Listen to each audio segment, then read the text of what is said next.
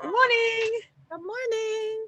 Good morning, Good Darcy. morning. Good morning. Good morning, You look everybody. beautiful. You look Jemima, beautiful. you look beautiful. You You look look beautiful. beautiful. You look beautiful. Okay, let me flush. It's true. I'm looking at you going, wow, you look beautiful. You Well, look great. good, good. Good morning, Awaken Positive Power. How are you? Good morning, everyone. You're with Awaken Positive Power. Welcome, welcome, welcome. Sunday Talks with Darcy, Marta, and Jemima Godsoul. We love having you here. Guys, as you know, we're here to talk to you like on a friendship level with our own experience regarding depression, mental health awareness, and suicide prevention. Yeah.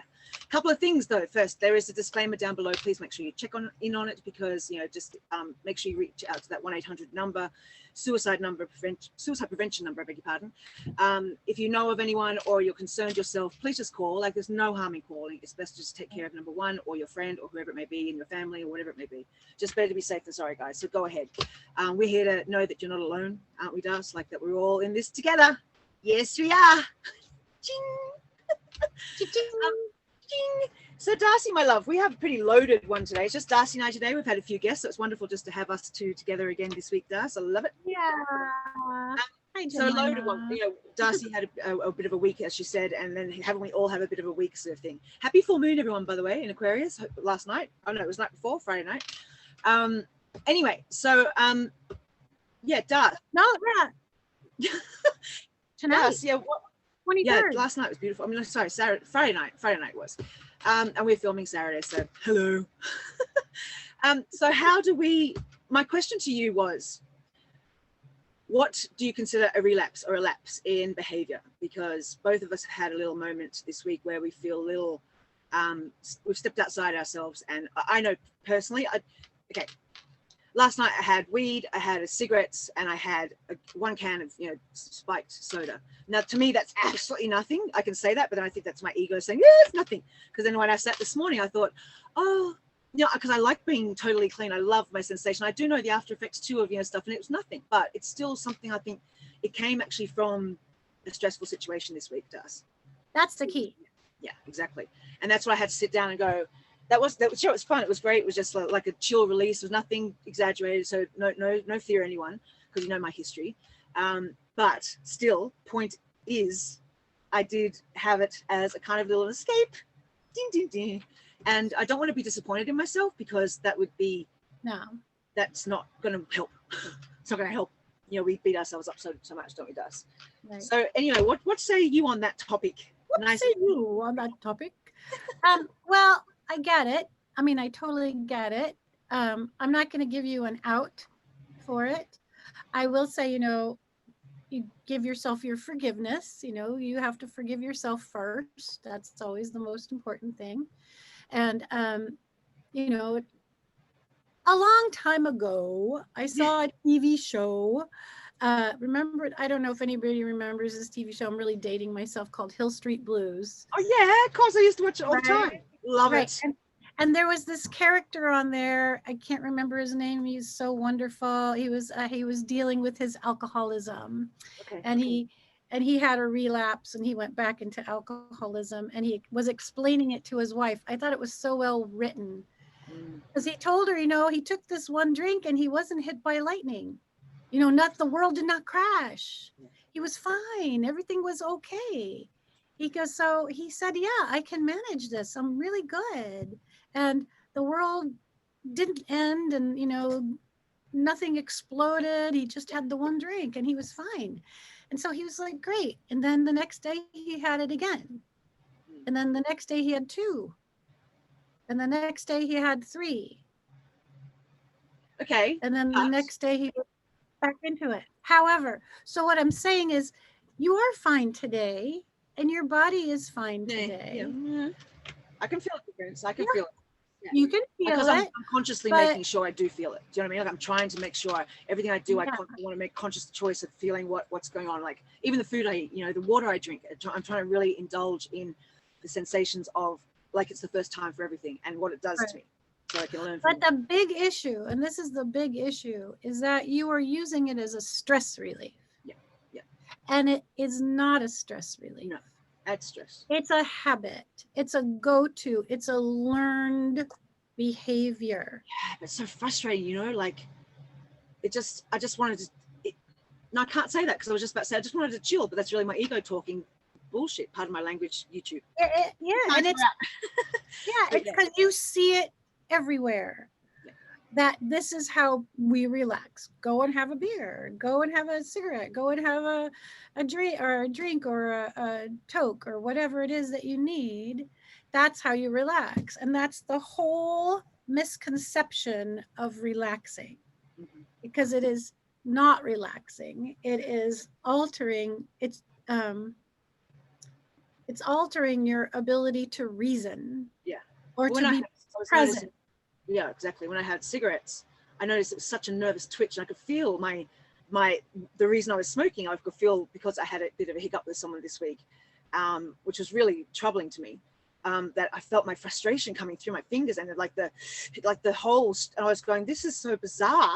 Like this is not pretty, and it does not taste nice." But I kept doing it because I was going, "Oh fuck it." Pardon my. Oh, 2 times we're out. Oh no. Sorry guys, excuse me. I didn't now. Sorry guys. But so it's really interesting to see how it was totally. But how just because I was consciously making the effort to watch the behavior, thank God. But it's disturbing because I don't know. I just feel such mixed emotions because it was fun. I did chill, but then that's just baloney. That's just baloney. I'm not kidding. I know. It's absolutely baloney. I mean, if it's really fun to inhale 500 extraneous chemicals, go put your face on an exhaust pipe. That'll be just the same. It's the same. It's really not fun. I'll tell you what it does do. It gives you 2 things. Cigarettes only give you 2 things. They do not relax you. They are a stimulant. They are a stimulant. Ding, ding, ding. Right. And that's your go-to, Jemima. Right? Yeah, it's what I can go to. And that's what this is where I don't want to get upset with myself, because right. I know that. And then I go, hang on, at least it's only cigarettes. Ooh, the ego again. And it's not okay, because that means I'm still not dealing directly with my addiction with methamphetamine. And even though it wasn't sparked by that, it wasn't sparked because of what felt like methamphetamine. It's a substitute still. And that makes me scared, because I'm still substituting my major addiction that I can never, ever, ever touch again, that I don't want to, that I will never, go having a cigarette. Yeah. But this is why we need to do hypnosis. So the problem with cigarettes, it's really big. So number 1, it's a stimulant. It gives you the stimulant. Number 2, it gives you the opportunity to take a deep breath. Cigarettes give you the opportunity to take a deep breath. I take deep breaths all the time. Yes, you do. So now you can take a yoga cigarette. Ew. Oh yeah. I thought no you meant take chemicals, no asbestos filter, no saltpeter, none of that garbage. It's just telling you to take a deep breath. The other thing I forgot, it is 3 things. The other thing cigarettes give you is a smoke screen to your feelings. Yep. Completely. Because you can't truly inhale deeply into your body, and your feelings are in your body. So when you inhale a cigarette, when you're blowing out that smoke, you're dissipating your feelings. So why do you think that's just a habit? Because why is it I'm so wanting to sit with my feelings or match them or like meet them or whatever it may be? Am I then unconsciously trying to escape? It's so disappointing, because I'm so ready to not have that cigarette, or you have that veil there, and I'm just thinking, am I fooling myself? It's like freaking weird. Well, cigarettes are diabolical, so we can talk some more about cigarettes. They're diabolical for a couple of reasons. You can consciously understand this, right? You consciously understand that it's a stimulant. It does not relax you. The only thing that relaxes you is taking a deep breath, which is giving you the opportunity to do. And then number 3, it clouds your feelings. So yes, you say, I don't want all these chemicals. I want to be in touch with my feelings. I know how to take a deep breath. But you have been hypnotized. You have been programmed for years that cigarettes are the tool. And so to break the habit, the go-to. I mean, it's in movies, it's been in TV, it's everywhere, everywhere. It's been in advertising. I mean, since I was a little kid, at least it's not on TV and advertising anymore. Um, but it's just everywhere. And you know what's really weird about it? Cigarettes are a drug, and they are a drug that is accepted by society. Yeah, Methamphetamines are not accepted by society, thank goodness. But the two drugs that are alcohol and cigarettes, because it's big business at this point. So, you know, when you're in the workforce and you say to somebody, "Oh, I got to go have a cigarette break," everybody goes, "Okay, I'll see you back in 10 minutes." If you are in the workforce and you say, "I got to take a breather, I'm going to, you know, go step outside," people go, "Again, another break, again," right? We don't have the compassion for taking a breather or a stress relief moment unless we're is the so hold on, I tell Dust. Okay, you're back. You're just cutting yeah, out. okay, yeah. So unless our addiction is attached to it, because as a society we are attached to our addictions. But Right? what say you? Okay. We romanticize them. Yeah. I mean, nothing's no more romantic than the suffering damsel with her glass of wine on the balcony overlooking the city and drinking soulfully. Yeah, right? Drinking soulfully. Where am I in the world? I mean, we see it visually, you know, everywhere. And then we put ourselves in that role. I remember helping this woman stop smoking. She said that was one of her favorite things to do is come home, have her glass of wine and her cigarette out on her balcony. And I'm like, okay, well, when we get rid of the cigarette, your wine will taste great. Yeah.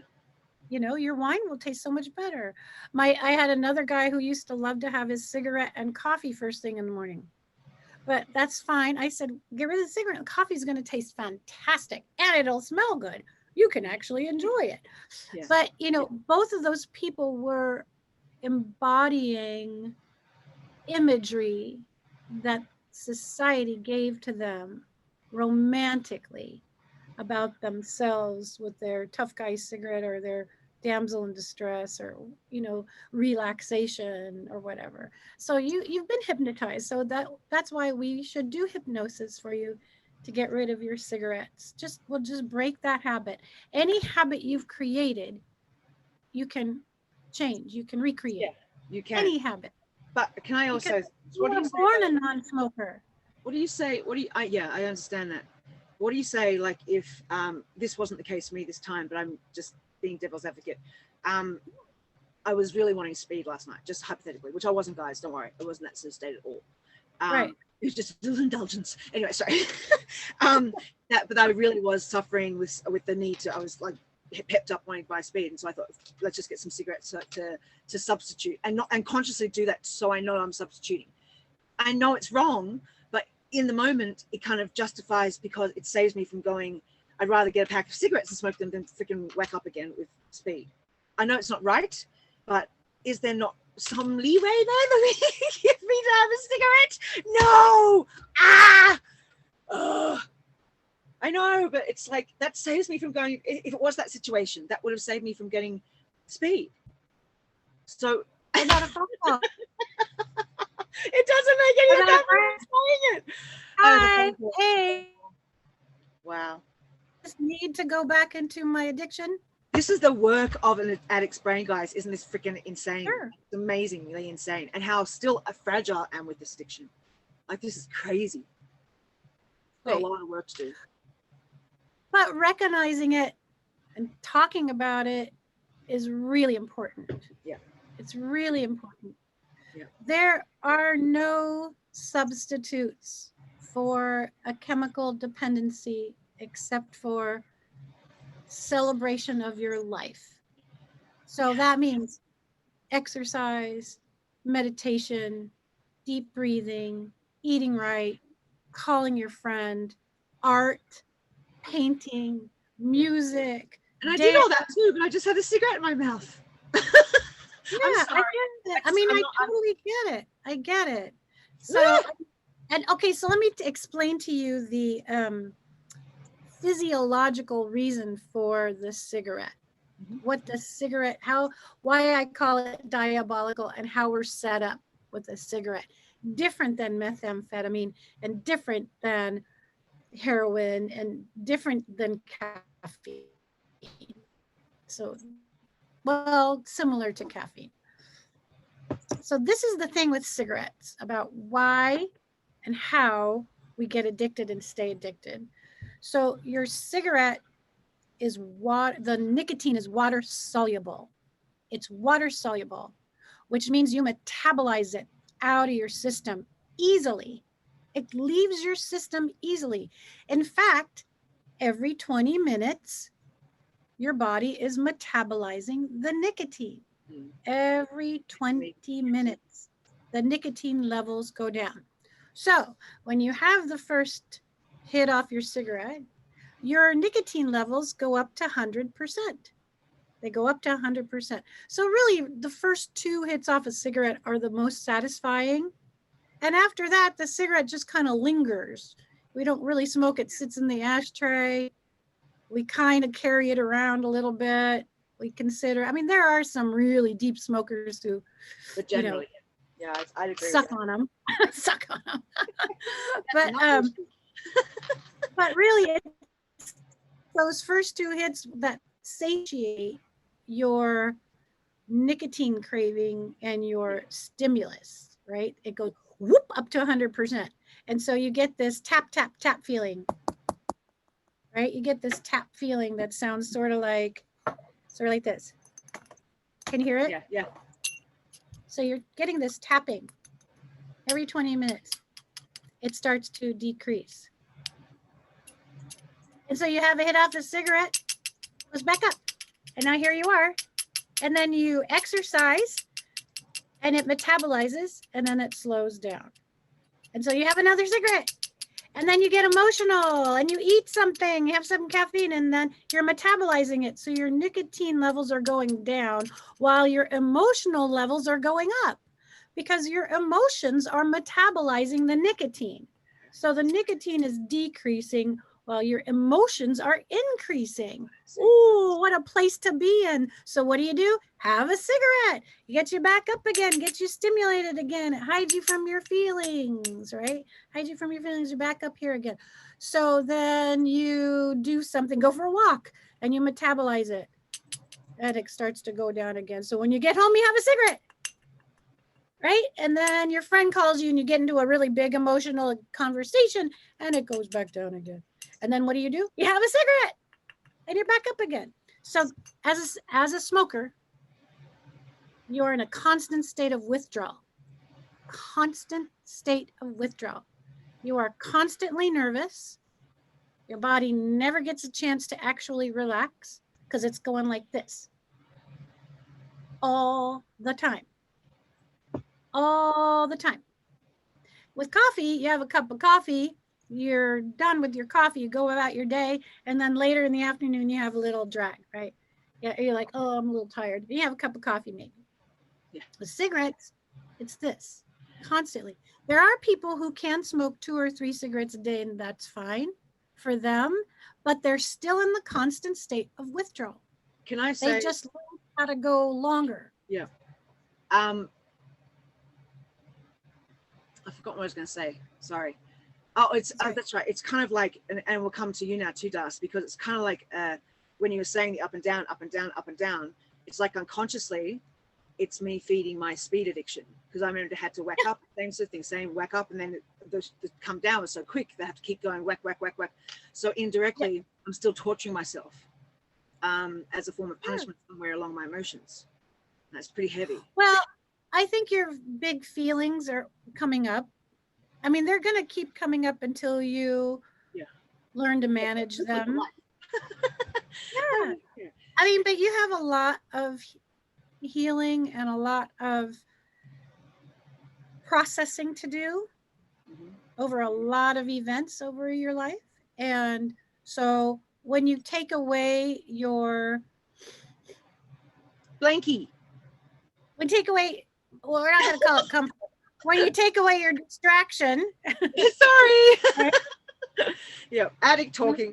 When you take away your self-whipping tool. Yeah, thank you, better. Thank you. Much better, yeah. I gotta take away my whip. Wait, I gotta whip myself some more first, right? So when that goes and you're left with yourself and your feelings come up and you're being asked to process, or you are asking to process those big feelings, you're gonna get a lot of discomfort. And your body's gonna go, wait, I don't want to do it today. I've been doing it every day for a month. Yeah. I've been doing it every day for like the last 6 months. I'm tired of it. I want to go back to this because it's easier. Yeah. So, your body said, let's avoid it again. Let's just avoid it. Ah! Bloody hell. That's right, not right. Oh, Das, that's intense. But it is. Huh? Can we turn that back on you? Because we had a discussion. We had a discussion before about you, same sort of thing you're doing, not same sort of thing, but the indirect way you make unconsciously be putting yourself through torture coming up. Let's talk about your teeth. It's actually. Oh yeah. Well, the teeth we'll get to in a second. I have something more important, but yeah, the teeth thing. Yeah. I mean, the teeth will link back to it. Right. Right. Exactly. So really what we're talking about here, Jemima, is self-value. So we'll do a hypnosis for you, but one of the things you want to look at is, let's take your most precious object that you own. Maybe it's a diamond ring from your grandmother. Maybe it's a letter somebody gave you. Maybe, it's your RV, your most precious thing, your cat. Let's take your cat. Yeah. All right. Now, I want you to take your cigarette and burn holes in her skin. Hell no. Of course not. Now set her hair on fire. His hair. His hair. Set his tail on fire. No, my God. Now I want you to. Now feed him some garbage. Let's give him some garbage. Right. Of course, you would never do that. You would never do that. So my question to you is then, why do you do that to yourself? Because the cigarette is exactly that. It's burning holes in your cat's skin. It's burning holes in your body. So you want to value yourself. Value yourself. You want to feed yourself garbage. Watch your cat eat garbage. That's you with the methamphetamine. You want to take that or drink that beer or that whatever it is you're drinking. God. A soda, even a soda. Come on, sodas. Yeah. Miss Health Woman. Yeah, it's like so bad horrible. for you. And it was just like a little the addict's brain just going, it's like nothing. And it's everything. Now I feel disappointed. Don't feel disappointed. I mean, it's a big, huge learning curve. You've been practicing this for a long time. Yeah, over more than half my life. I mean, drinking for long, and smoking since I was 14. I know, actually, and now 12. Like, geez, actually, 12 it was when I started smoking. And granted, I didn't smoke for 20 years, pretty much. But the irony is, I'm smoking again because whatever. Yeah, because you were hypnotized into thinking that this was a way to relax. Chill. Yeah. To chill. Yeah. And we use those words like chill. We use words that disguise what's really going on. I'm trying to relax, you say.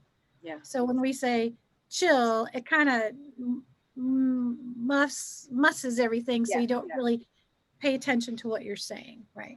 So no, you were looking for a way to relax around your big feelings that are going to come up periodically. Yeah, totally. So yeah, But self-worth, yes, back onto you. It's what? Self-worth. Yes, you have an amazing journey this week. So I realized last week was so difficult. It started 2 weeks ago because I had to cover someone else's shift at work, which meant my hours were different. So I have this whole routine I do in the morning. I get up really early with my doggies. I take care of my doggies. And then I water the yard. I make pot of tea, and then I do my morning prayers. So before I drink my tea or eat my breakfast, I do my morning prayers. So I take care of the things that I have to take care of first. And with the drought right now, I'm really meticulous about not running the water, not watering the lawn, you know. So I'm carting a bucket of water everywhere. I'm doing it bucket by bucket. And then I do my morning prayers. And so with this new schedule for a couple weeks, I stopped doing the morning prayers. I didn't have time. I did not have time. And I would walk past my altar and wave and think, well, you know, I'm still conscious about it. Hi, good morning, gotta go. Hi, good morning, gotta go. I don't have time right now, you know, and it's always in the back of my head, you know, doing my meditation. I do morning prayers and meditation. And I got really short tempered. I get really short tempered. I'm short tempered with children, short tempered with my family. I'm short tempered with myself. I'm really short tempered with myself. And I forgot a lot about remembering to say thank you and to remembering to work on what we're working on right now. So I got into a really negative headspace, constantly hearing my critic come up. This, that. Oh, I don't have any money. I can't go do that. Why did I do this? Why is the money going to come? You know, that whole cranky lack, that voice of lack. You can't, you don't have it. You don't know what you're doing. Self-worth, Missy. Yeah. And it's because I stopped my process. Yeah. I stopped my practice. So it was a good revelation. So I started my practice again. And yes, I made a commitment to myself. And so I said, okay, I'm going to get my teeth straightened. It's a lot of money, to do it.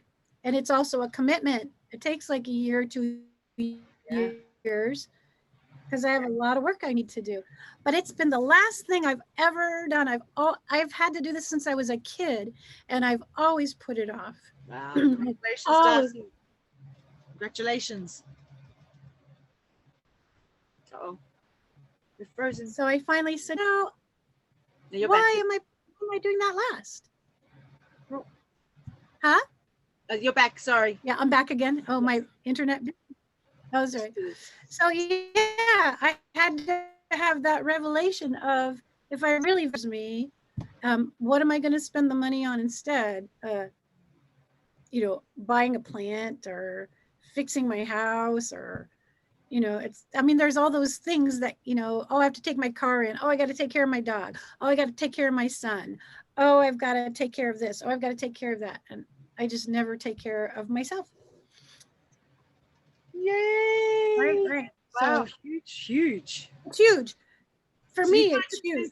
Like, yeah, of course, yeah. And you're kind of doing the same thing, like just the lack of self-worth, even to get yourself in that negative mind frame, like to feel, to notice that your negative talk came on in. And so fast, Jemima. It came in so fast. Yeah. That's what I'm trying to tell you, is that, yeah, I can practice for years, meditation for years. And when I stop my meditation and my meditation practice, that negative frame of mind, that critical person just comes right in really fast. It comes right in so fast. That's amazing. Because I think that's what encouraged me to, I heard that negative voice. I heard that negative voice. And I don't think I remembered it till you said it. And I just didn't want to deal with it. So, because it was upset about whatever happened, and it was my fault, and I was the problem, and you're the one who's to blame, and let's just escape this right now. Let's have a cigarette, a glass of wine, and a joint. Yeah. And it just becomes that little escape hatch. And also that way you can prove to yourself, you're right, that you are not worth it. Yeah. You know, look at me. Here I am, just an addict. And you can stay attached to your label. Oh, poor me. I'm an addict. This is going to come up again. I'm a victim. Oh, and so your identity grabs onto that escape hatch. and that excuse and all that kind of stuff. It really does. I mean, so I totally get it. I really don't beat yourself up about it. This is a wonderful revelation. You know, this is one of the great things about AA that I kind of know about. I don't know a lot about AA, but the fact that they have sponsors, they call each other. Yeah. They call each other to get them through it. The thing that I don't like is that they say, I am an alcoholic or I am an addict. And I say, no, you are not. Yeah. Don't decide to keep holding on to that. It's not what makes No, part I of it. used to be an alcoholic. I am not drinking anymore, right? You say, I used to be a smoker. I was born a non-smoker. I became a smoker. And now I've become a non-smoker. I am a non-smoker. That's what you hold on to. You know, you're not a recovered addict, because that still gives you the opportunity to backslide. Yeah. You know, you're a light worker. You're a light being. You're a Pilates instructor. You're a yoga instructor. You're a friend. You are all those wonderful positive labels. You're a strong, resilient woman, and you're dealing with a past that you're still healing from. Yeah. You're dealing with and healing from. Such a better way to see it. Yeah, Work in progress, baby steps, day by day. Progress. Yeah, I mean, the whole teeth thing brings up all sorts of things for me from childhood. Brings up all my things from childhood. You know, my dentist, I had a lousy dentist when I was a kid, so really messed up a lot of work in my teeth. And then the dentist told my parents that I should have braces. I told them, no, I don't want braces. I don't want them. So they didn't do it. I mean, who listens to a 10-year-old say, I don't want braces, right? They just didn't want to deal with it. My sister got braces. Wow. They had to deal with that one, but they didn't want to deal with the last kid with the braces. So that brings up a lot of stuff about the messages I received about deserving.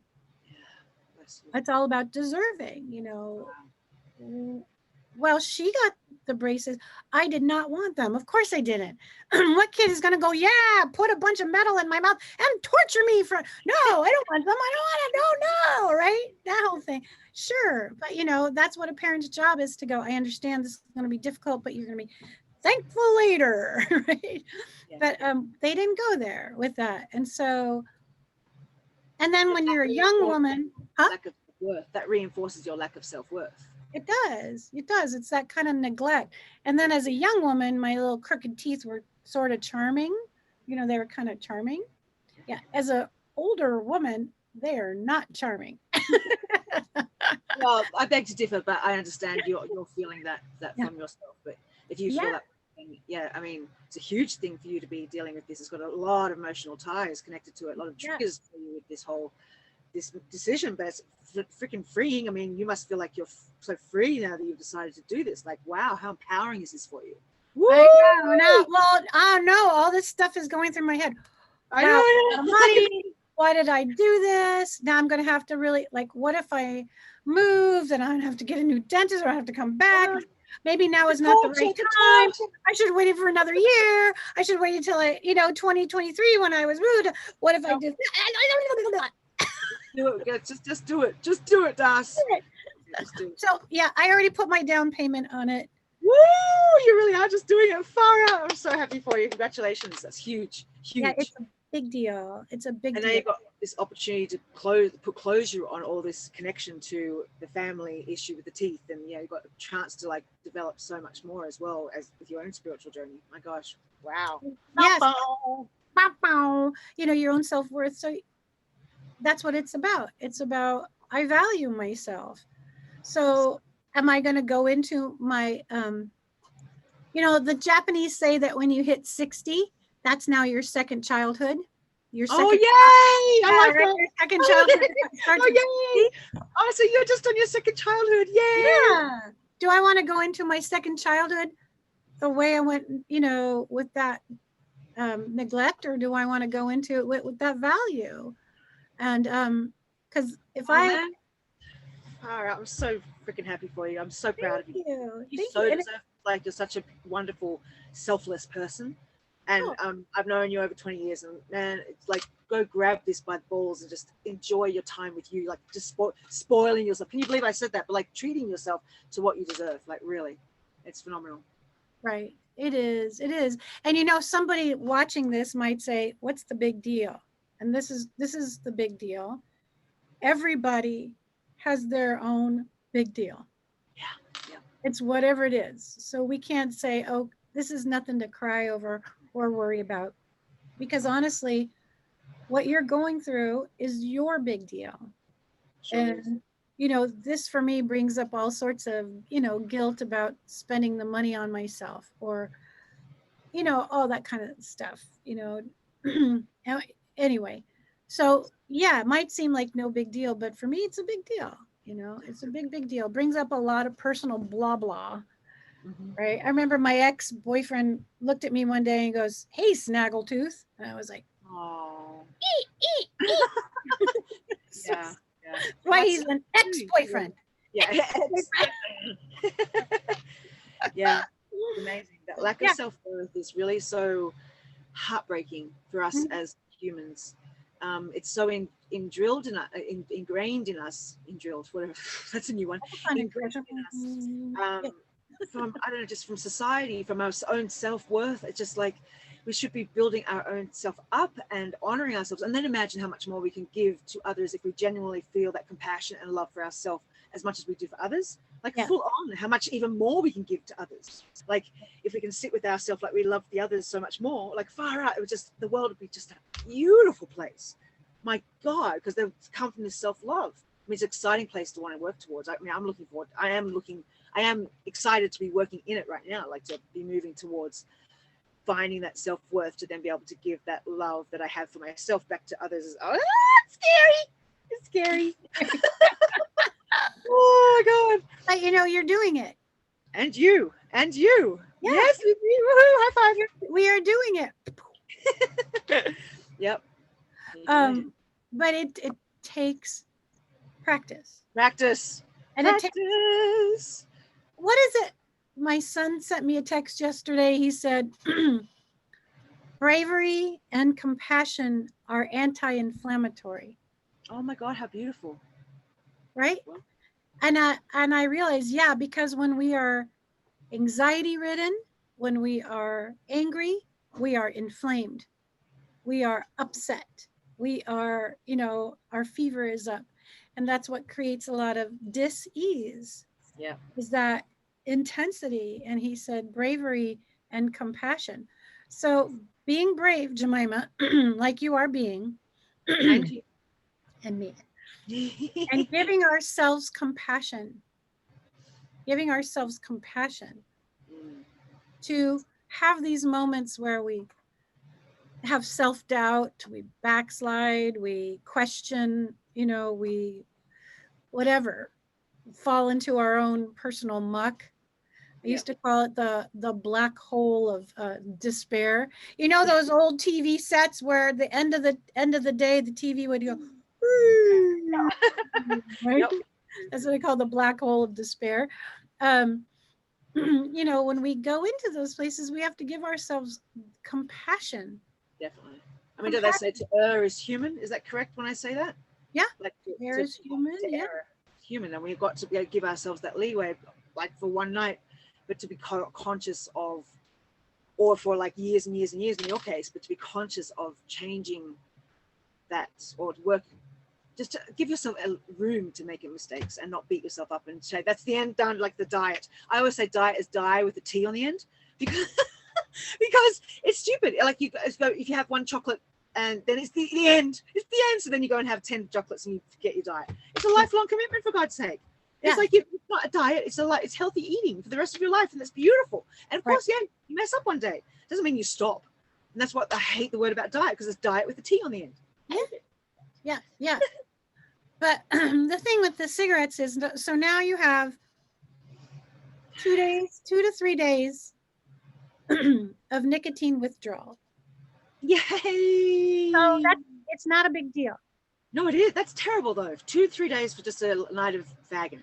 You know what I mean? Well, when I quit smoking, because I was a smoker, I started smoking in the 6th grade. My friend and I used to steal her mom's cigarettes, Didn't we all? go down in the creek and smoke cigarettes, right?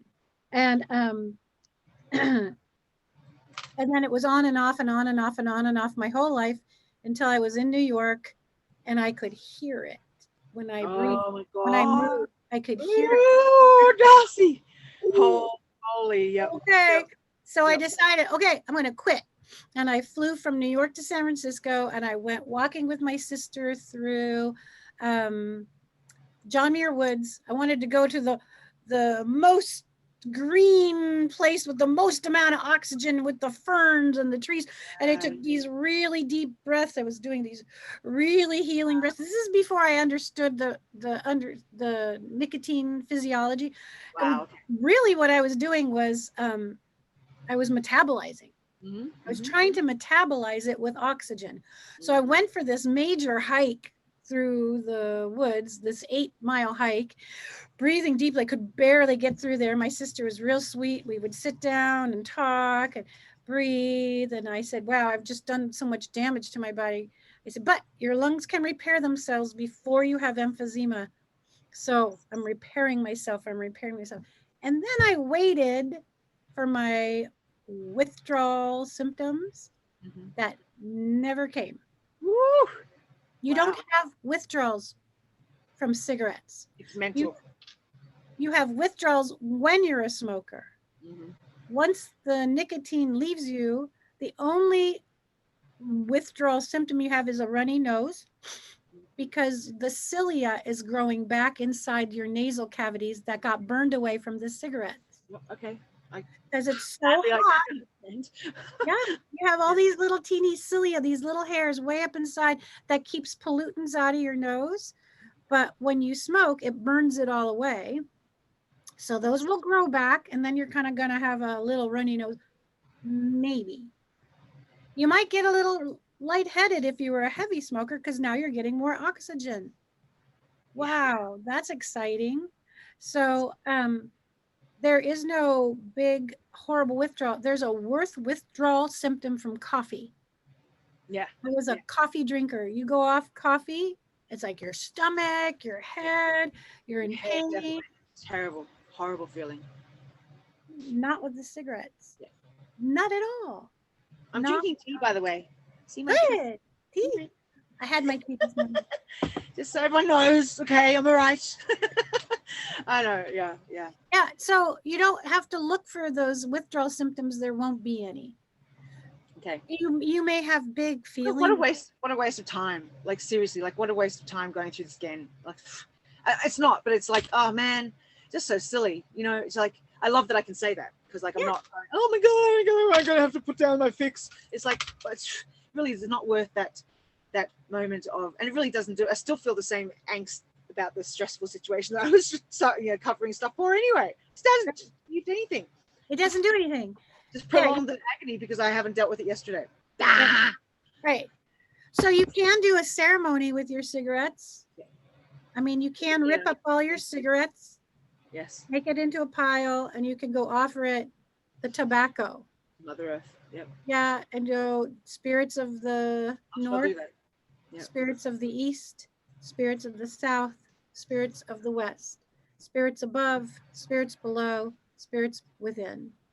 Offer that tobacco, and then sprinkle some water as well. Yeah. And then tell the spirits, say,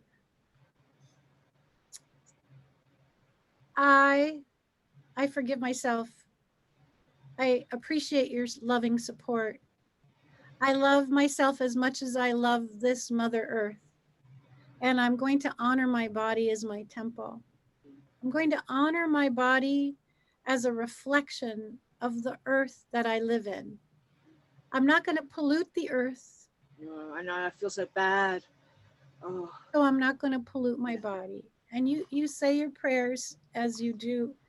And the spirits will support you, Jemima. I do believe it. They really will support you. You just asked for that support. I don't think they're talking to me this morning. Yeah. they're looking in the corner. They've got their, like, they're all looking in the other way. I go, please, sorry, I know, I'm sorry. No, I'm just joking. I know they're totally hugging me. Actually, I take that back, because I was joking, because I do know they're totally embracing me and loving me right now, and just going, it's okay. You know, it's okay. You fucked up. Oh, you messed up. Yeah. So. Right. And it's not a big deal. It's like I said, it's so easy to do. You know, it's not, you're not bad. You're not flawed. There's nothing wrong with you. People, if anyone judges me for doing that, I haven't relapsed. That's what I don't want to say. I have relapsed, because I haven't. I know what it was a misjudgment of a missed call. A bad, I don't know. It just, whatever it was what it was, and it's not happening now, and that's what's really important. So you're over it. And and I started my morning prayers again. Yes, so I got rid of that whole cranky lady perspective. Yay. So we move forward, right? We move forward. It's on full moon. Yes. Goodbye to it all. Yeah. Right. It's a good time to forgive ourselves. Release and say, I'm working on it. I'm working on it. I'm dealing with and healing from. Dealing with and healing from. That's right. Darcy, can you do a little meditation for us? Or a little something for us? You're like, yeah. I'm thinking about, I had this great dream the other day. Mm-hmm.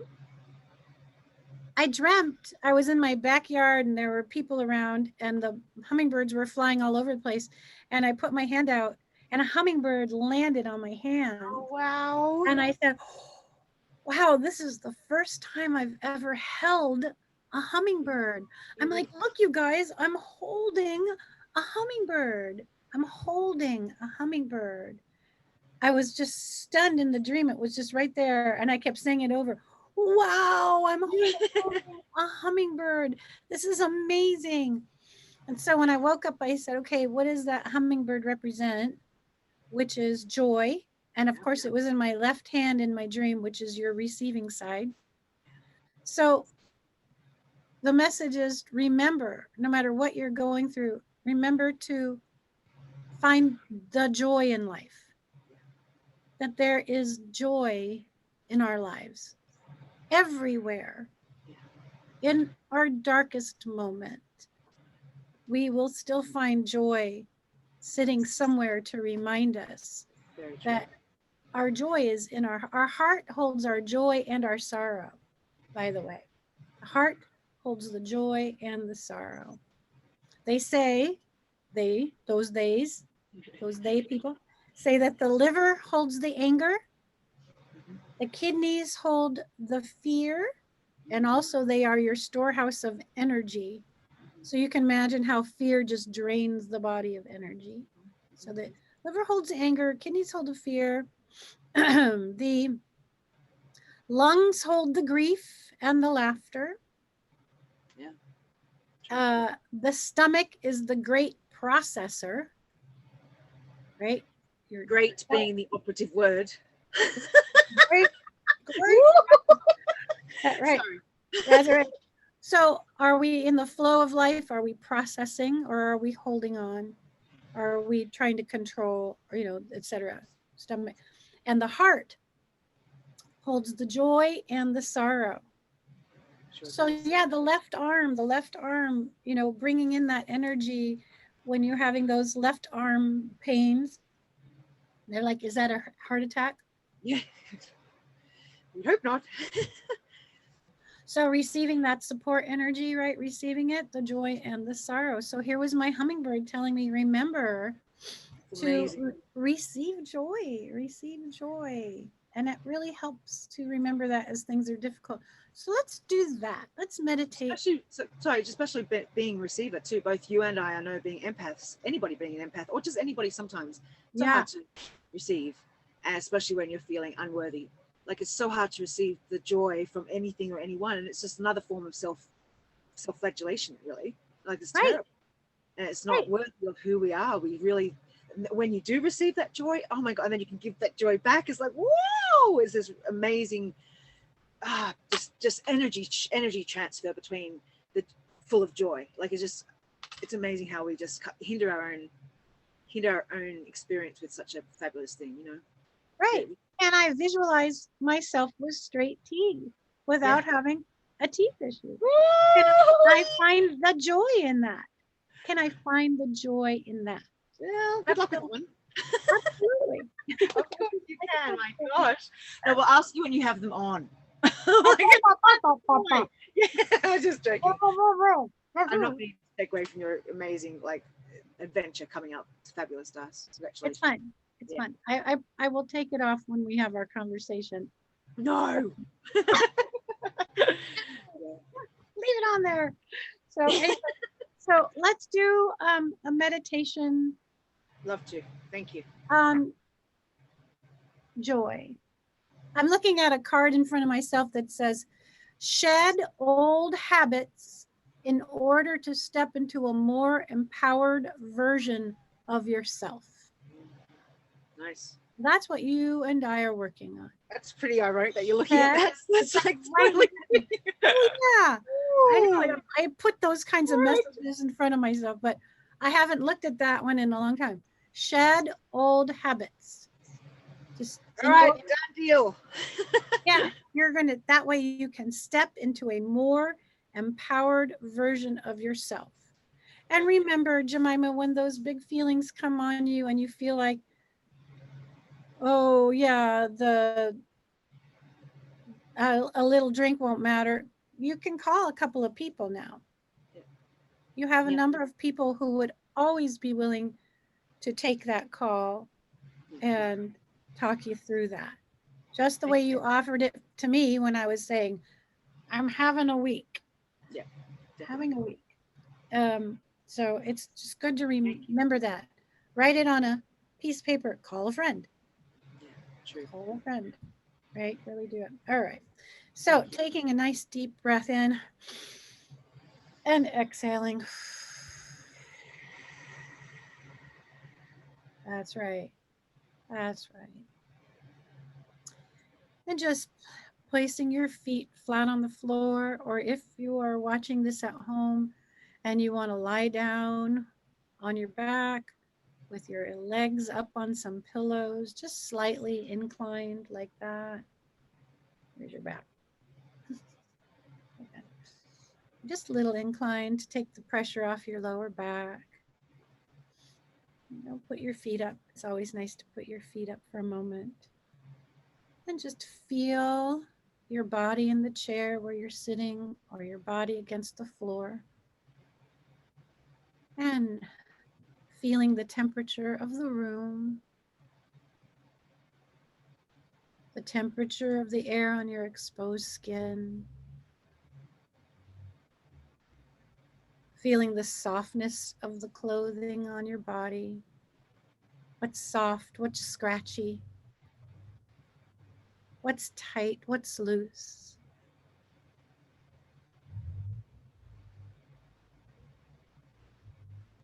Just noticing it without trying to change it in any way. And placing all your attention on the tip of your nose and allowing yourself to breathe in through the nose deeply. Hold for a beat and exhale through your mouth, long and slow. That's right. Feeling your body automatically relaxing with that exhale. Taking a nice deep breath in through the nose and holding for a beat and exhaling through the mouth, long and slow. Feeling your body naturally relaxing even deeper that time. And one more time, letting yourself inhale through your nose and holding for a beat, holding, letting that oxygen circulate through your body. And now exhaling through the mouth, long and slow. and just breathing easily and effortlessly. The air goes in and out without trying to change it in any way. In and out, easy and effortless, allowing the sounds to come in and go out. And you may notice traffic outside, or dogs barking, people talking or walking, gardeners or trucks. But none of these sounds will disturb you.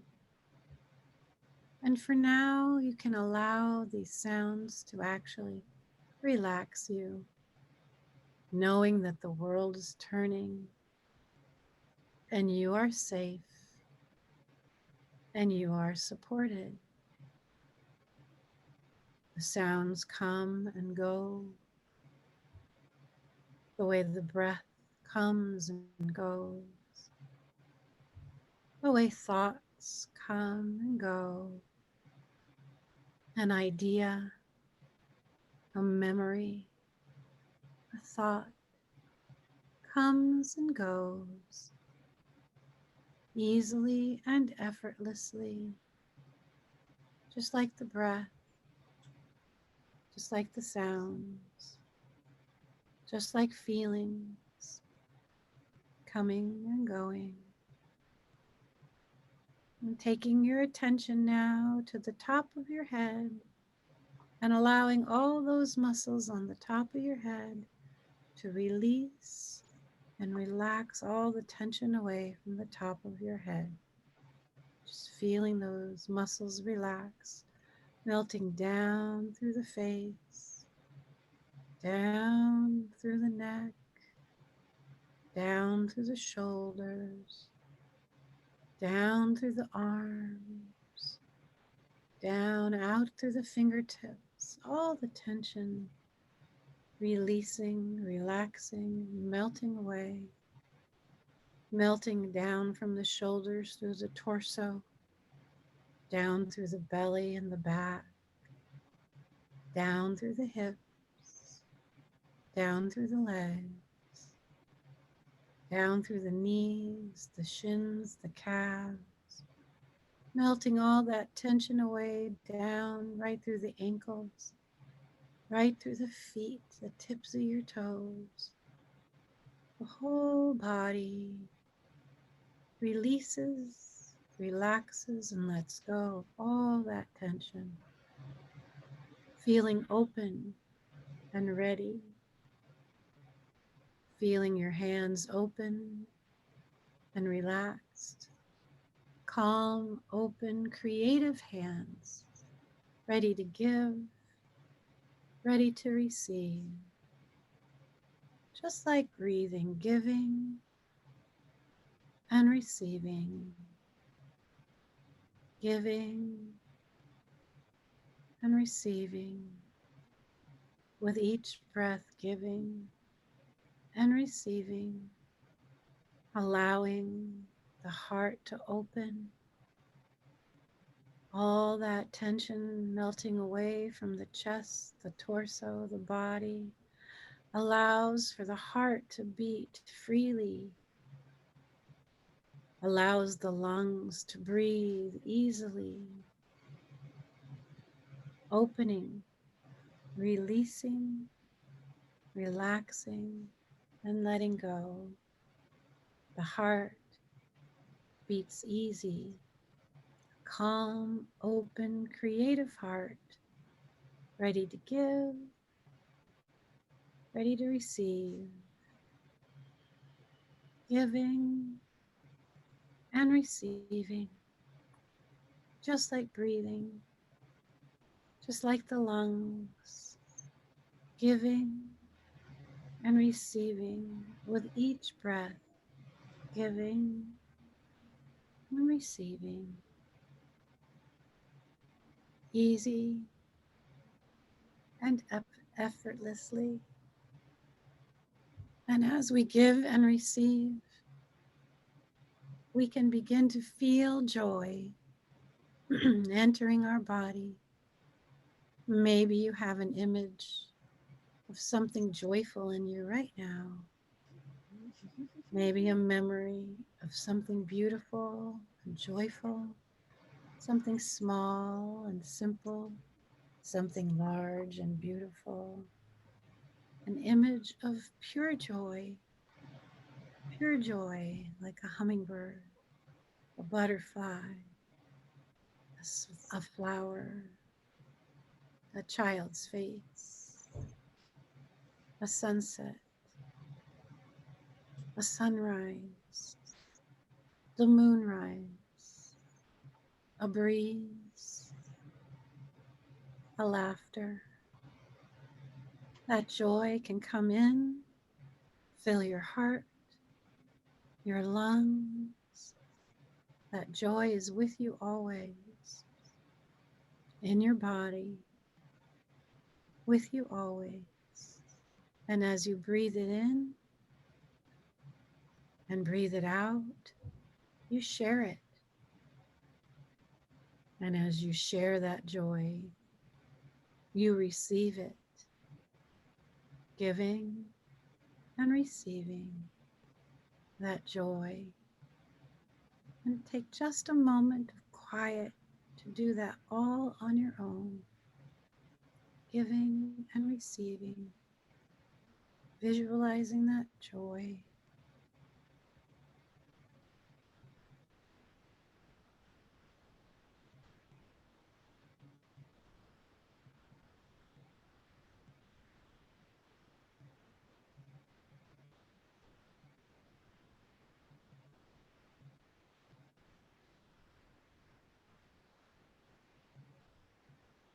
That's right.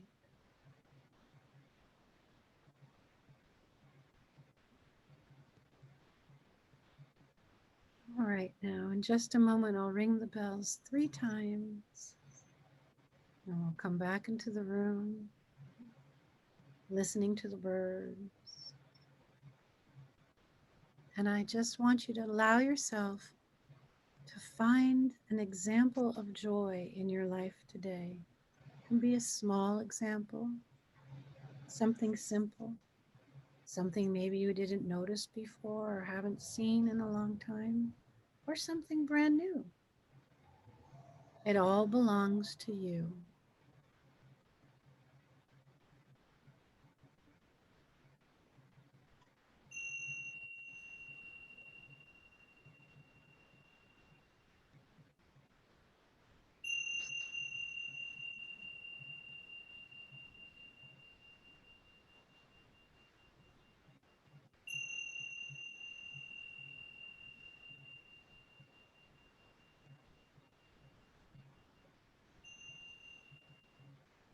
Wee. Yay. That was beautiful. Wasn't that nice? It got really quiet here for a minute, and then the birds started singing outside. It was so Beautiful. nice. So nice. Thank you, Darcy. Thank you. Thank you. You're magic. So are you. Thank you so much. Thank you, everyone. We love you. Happy joy. Mwah. We'll see you next week. Peace out, everybody. Peace Thanks, out. Darcy. Thanks.